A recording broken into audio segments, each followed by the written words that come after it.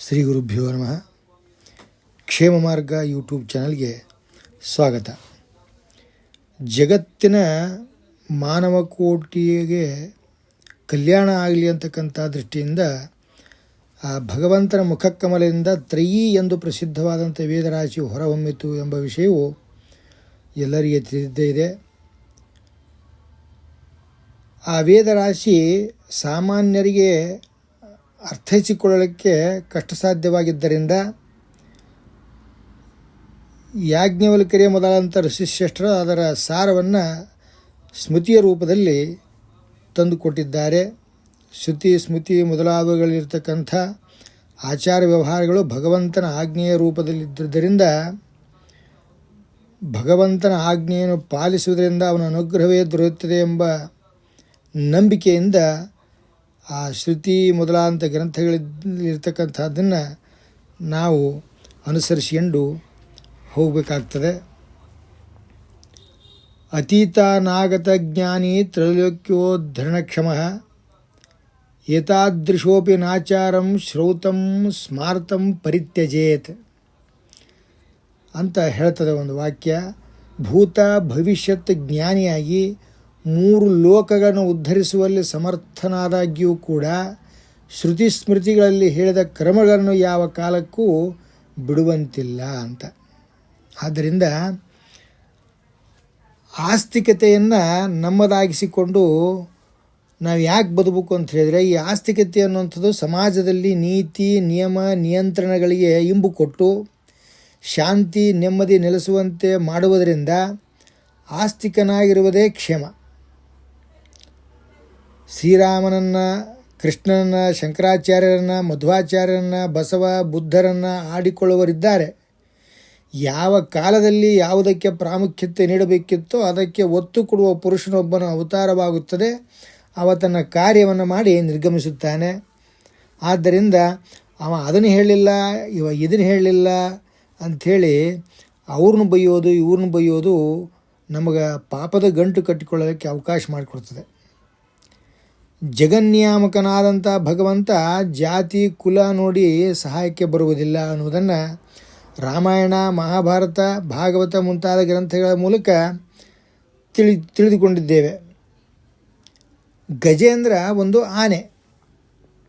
ಅದು ಮೊಸಳೆ ಬಾಯಿಗೆ ಸಿಕ್ಕು ಪರದಾಡಬೇಕಾದ್ರೆ ಆ ಗಜೇಂದ್ರನನ್ನು ನಾನು ಯಾಕೆ ಬದುಕಿಸ್ಬೇಕು, ಇದೇನು ಮನುಷ್ಯ ಅಲ್ಲ, ಮನುಷ್ಯ ಆಗಿದ್ದರೆ ನನ್ನ ಗುಡಿ ಕಟ್ತಿದ್ದ, ನನ್ನ ಗುಣಗಳನ್ನು ಹೊಗಳ್ತಿದ್ದ, ಪ್ರಪಂಚದಲ್ಲಿ ನನ್ನ ಹೆಸರನ್ನು ಮಾಡ್ತಿದ್ದ ಅಂಥೇಳಿ ಭಗವಂತ ಯೋಚನೆ ಮಾಡಲಿಲ್ಲ. ಭಗವಂತನಿಗೆ ಸಕಲ ಪ್ರಾಣಿಗಳಲ್ಲಿ ದಯೆ ಇದೆ ಅಂತಕ್ಕಂಥದ್ದು. ಆ ಗಜೇಂದ್ರನ ರಕ್ಷಣೆಗೆ ಏನಪ್ಪ ಅಂತಂದ್ರೆ ಧಾವಿಸಿ ಬಂದಂಥ ಭಗವಂತ ಆತ ಕರುಣಾಮಯಿ. ಆದ್ದರಿಂದ ಆತನ ಅರ್ಥ ಮಾಡಿಕೊಳ್ಳೋದಕ್ಕೆ ನಮಗದು ಆಗದೇ ಇದ್ದರೂ ಸಹಿತ ಹಿರಿಯರು ಹೇಳಿದ ಮಾರ್ಗದಲ್ಲಿ ಆತನ ತಿಳ್ಕೊಂಡು ಪ್ರಯತ್ನ ಮಾಡಿ ನಾವು ಉದ್ಧಾರ ಹೊಂದತಕ್ಕಂಥದ್ದನ್ನು ನಾವು ವಿಚಾರ ಮಾಡಬೇಕು. ಇನ್ನು ಶಬರಿ ಮೇಲ್ಜಾತಿಯವಳಾಗಿರಲಿಲ್ಲ. ಮರ್ಯಾದಾ ಪುರುಷೋತ್ತಮ ಪ್ರಭು ಶ್ರೀರಾಮ ಶಬರಿ ಮನೆಗೆ ಹೋಗಿ ಆಕೆ ಎಂಜಲು ತಗುಲಿದ್ದಂಥ ಹಣ್ಣನ್ನು ಸ್ವೀಕಾರ ಮಾಡಿದ. ಮತ್ತು ಇನ್ನು ಕೃಷ್ಣಾವತಾರದಲ್ಲಿ 16,000 ಸ್ತ್ರೀಯರನ್ನು ಅಪಹರಿಸಿದಂಥ ನರಕಾಸುರ ಅವನ ವಶದಲ್ಲಿ 16,000 ಸ್ತ್ರೀಯರಿದ್ದರು. ಅವರನ್ನೆಲ್ಲ ಬಿಡಿಸಿ ತರಬೇಕಾದ್ರೆ ಕೃಷ್ಣ ಅವರ ಜಾತಿ ಯಾವುದಂಥೇಳಿ ನೋಡಲಿಲ್ಲ. ಎಲ್ಲ ಜಾತಿಯವರು ಅಲ್ಲಿದ್ದರು. ಇನ್ನು ಅವರಿಗೆ ಮುಂದೆ ಬದುಕಿರಲಿಲ್ಲ. ಅಪಹರಣ ಮಾಡ್ಕೊಂಡು ಹೋಗಿರ್ತಕ್ಕಂಥ ಸ್ತ್ರೀ ಅಂತಂದಾಗ ಅವ್ರನ್ನ ಯಾರೂ ಮದುವೆ ಮಾಡ್ಕೊಳ್ತಿದ್ದಿಲ್ಲ. ಹೀಗಾಗಿ ತನ್ನ ಪತ್ನಿ ಸ್ಥಾನವನ್ನು ಅವರಿಗೆಲ್ಲ ಕೊಟ್ಟು ಸಮಾಜದೊಳಗೆ ಅವರು ತಲೆ ಎತ್ತಿ ಬದುಕಲಿಕ್ಕೆ ಅವಕಾಶ ಮಾಡಿಕೊಟ್ಟಂಥ ಶ್ರೀಕೃಷ್ಣನನ್ನು ನಾವು ತಿಳ್ಕೊಳ್ಳೋಕ್ಕೆ ಪ್ರಯತ್ನ ಮಾಡಬೇಕೇ ಹೊರತು ಆತನನ್ನು ನಿಂದನೆ ಮಾಡ್ತಕ್ಕಂಥದ್ದು ಕ್ಷುಲ್ಲಕ ಮನುಷ್ಯರ ಬುದ್ಧಿ. ಆದ್ದರಿಂದ ಅವ ಹೀಗೆ ಇವ ಹಾಗೆ ಅಂತ ಬೈಯುವುದನ್ನು ಬಿಟ್ಟು ಎಲ್ಲರಲ್ಲಿಯ ಉತ್ತಮವಾದದ್ದನ್ನು ಆಯ್ಕೆ ಮಾಡಿಕೊಂಡು ಅಳವಡಿಸಿಕೊಂಡು ಉನ್ನತಕ್ಕೇರುವ ಅವಕಾಶವನ್ನು ನಮ್ಮದಾಗಿಸಿಕೊಳ್ಳುವುದೇ ಕ್ಷೇಮ ಮಾರ್ಗ. ಇನ್ನು ಜಗತ್ತಿನೊಳಗೆ ಒಂದೊಂದನ್ನು ಒಬ್ಬೊಬ್ಬರಿಗೆ ಸೀಮಿತಗೊಳಿಸಿಬಿಟ್ಟಾರ. ರಾಮ ಕೃಷ್ಣ ಅಂತ ಹೇಳಿಬಿಟ್ರೆ ಇದು ಎಲ್ಲ ಮೇಲ್ಜಾತವರಿಗೆ ಮಾತ್ರ ಸಂಬಂಧ ಅಂಥೇಳಿ. ಈಗ ನಾವೇನು ಮೇಲೆ ಹೇಳಿದ್ವಲ್ಲ, ಮೇಲ್ಜಾತಿ ಕೀಳು ಜಾತಿ ಅಂತಂದ್ರೆ ನೋಡಿ, ಯಾವತ್ತೂ ಭಗವಂತ ಇಲ್ಲಿ ಅವತಾರ ಮಾಡಿಲ್ಲ. ಎಲ್ಲರಿಗಾಗಿ ಸಕಲ ಪ್ರಾಣಿಗಳ ದಯೆ ತೋರಿ ಆತ ಮಾಡ್ತಕ್ಕಂಥ ಕಾರ್ಯ ಅದು ವರ್ಣಿಸಲಿಕ್ಕೆ ಅಸದಳ. ಒಂದು ವರಾಹ ಪುರಾಣದೊಳಗೆ ಬರ್ತದೆ, ವರಾಹದೇವರು ಆ ಧರಣಿದೇವನ್ನು ಉದ್ಧಾರ ಮಾಡಬೇಕಾದ್ರೆ, ಅಂದರೆ ಈ ಭೂಮಾತೆಯನ್ನು ಉದ್ಧಾರ ಮಾಡಬೇಕಾದ್ರೆ, ಆಕೆಯನ್ನು ಎತ್ತಿ ತರಬೇಕಾದ್ರೆ ಅಲ್ಲಿ ಆ ಧರಣಿದೇವಿ ಕೆಲವು ಪ್ರಶ್ನೆಗಳನ್ನು ವರಾಹದೇವರಿಗೆ ಕೇಳ್ತಾಳೆ. ಅಂತಹ ಪ್ರಶ್ನೆಗಳಲ್ಲಿ ಒಂದು ಪ್ರಶ್ನೆ, ಸ್ವಾಮಿ ವೈಷ್ಣವರು ಅಂದರೆ ಯಾರು, ಅವರು ಹೇಗಿರ್ತಾರೆ, ಅವರ ಲಕ್ಷಣಗಳು ಏನು ಅನ್ನೋದನ್ನು ನನಗೆ ಹೇಳು ಅಂತ ಧರಣಿದೇವಿ ಕೇಳಿದಾಗ ಆ ಸ್ವಾಮಿ ಆ ಧರಣಿದೇವಿಯನ್ನು ನಿಮಿತ್ತ ಮಾಡಿಕೊಂಡು ನಿಮ್ಮೆಲ್ಲರಿಗೆ ಅರ್ಥವಾಗುವಂತೆ ಒಂದು ಶ್ಲೋಕದ ಮೂಲಕ ಹೇಳ್ತಾ ಇದ್ದೇನೆ.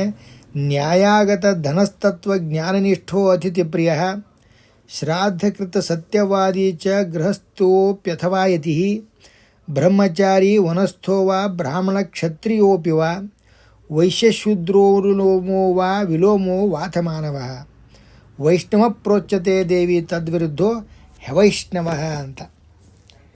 ಯಾವನೋ ನ್ಯಾಯ ಮಾರ್ಗದಿಂದ ಧನವನ್ನು ಸಂಪಾದಿಸುವನೋ, ತತ್ವಜ್ಞಾನ ನಿಷ್ಠನಾಗಿರುವನೋ, ಅತಿಥಿ ಪ್ರಿಯನಾಗಿರುವನೋ, ಶ್ರಾದ್ದ ಕರ್ಮಗಳನ್ನು ತಪ್ಪದೇ ಆಚರಿಸುವನೋ, ಸತ್ಯವಾದಿಯಾಗಿರುವನೋ ಅಂತಹವನು ಗೃಹಸ್ಥನಾಗಿರಲಿ, ಯತಿಯಾಗಿರಲಿ, ಬ್ರಹ್ಮಚಾರಿಯಾಗಿರಲಿ ಅಥವಾ ವಾನಪ್ರಸ್ಥನಾಗಿರಲಿ, ಬ್ರಾಹ್ಮಣ, ಕ್ಷತ್ರಿಯ, ವೈಶ್ಯ, ಶೂದ್ರ, ಅನುಲೋಮ ಅಥವಾ ವಿಲೋಮನಾಗಿರಲಿ, ಅಂಥ ಮಾನವನು ವೈಷ್ಣವನೆಂದು ತಿಳಿಯಲ್ಪಡುವನು. ಇದೆಲ್ಲದಕ್ಕೆ ವಿಪರೀತವಾಗಿರುವವನು ಅವೈಷ್ಣವನೆಂದು ತಿಳಿ ಅಂಥೇಳಿ ಈ ಶ್ಲೋಕದ ಅರ್ಥ.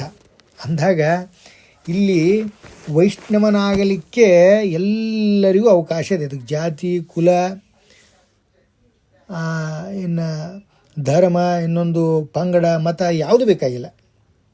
ಪ್ರತಿಯೊಂದು ಪಂಗಡದಲ್ಲೂ ಮತ ಪಂಗಡದಲ್ಲೂ ವೈಷ್ಣವರಾಗಿ ಬಾಳಲಿಕ್ಕೆ ಇಲ್ಲಿ ಅವಕಾಶದ.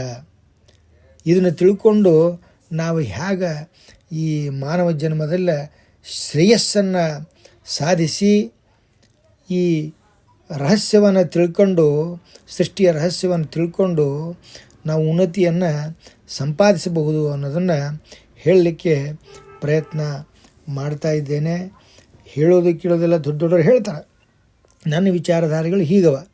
ಇಲ್ಲಿ ಆಸ್ತಿಕರೆಲ್ಲರೂ ಏನಪ್ಪ ಅಂದ್ರೆ, ನಾನು ಏನಪ್ಪ ಅಂದರೆ ಏನಾದರೂ ಒಂದು ಮಾಡಬೇಕು ಅಂತ ಬಯಕೆ ಇರ್ತದೆ.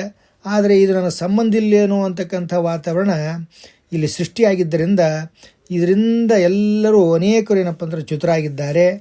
ಆದ್ದರಿಂದ ಅವರೆಲ್ಲರನ್ನು ಏನಪ್ಪ ಅಂತಂದ್ರೆ ಸೇರಿಸ್ತಕ್ಕಂಥ ಹೆಬ್ಬಯಕೆ ನನ್ನದು. ಇಲ್ಲಿ ನಾವೆಲ್ಲ ಸೇರಿ ಏನಪ್ಪ ಅಂತಂದ್ರೆ ಒಂದು ಯೋಗ್ಯತೆಯನ್ನು ಸಂಪಾದನೆ ಮಾಡಿಕೊಳ್ಳೋಣ. ಇನ್ನು ಮುಂದಿನ ನನ್ನ ಸಂಚಿಕೆಯಲ್ಲಿ ಹೊಸ ಹೊಸ ವಿಚಾರಗಳನ್ನು ಅವಲೋಕಿಸೋಣ ಅಂಥೇಳಿ ಇದನ್ನು ಇಲ್ಲಿಗೆ ಮುಗಿಸ್ತಾ ಇದ್ದೇನೆ. ಜೈ ಹಿಂದ್.